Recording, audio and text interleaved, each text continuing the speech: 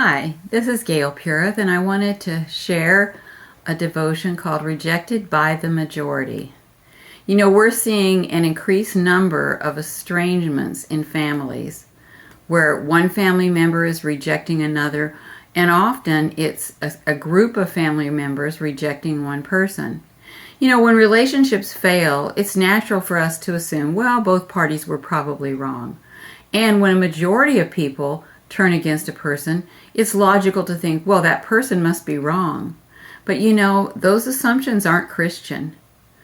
Often it's a faithful Christian who is rejected by both the majority or by another person in the family. And Scripture teaches that majority opinions are usually wrong. Did you know that? In Matthew 7:13 through 14, we're told that. And we're also told that Christians who maintain biblical beliefs are going to be the target. Look at John 15:18 through 20.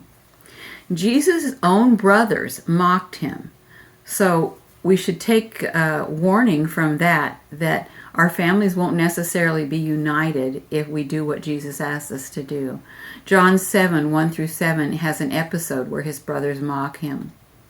And also, he was hated by the majority, not just by the Pharisees. He was hated by the majority. John 15:18 through 20 says this. We can look back at Old Testament figures as well. Joseph was hated by his brothers, even though he was the most godly and honorable among them, and even though in the end he was also the most forgiving. We read his story in Genesis 37, and I particularly like the verses in Genesis 50:15 through 21.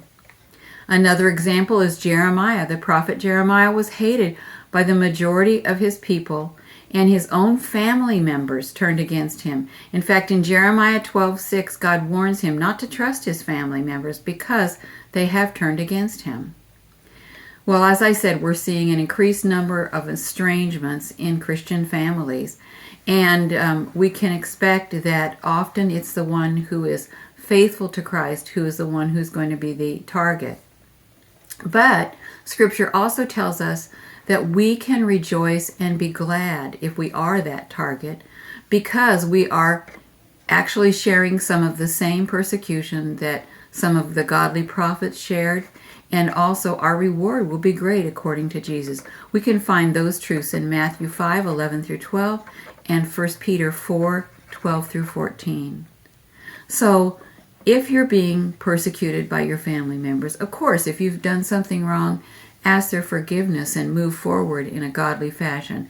But if there's no logical reason for why they've turned against you except for cultural values, then stand firm and remember your reward.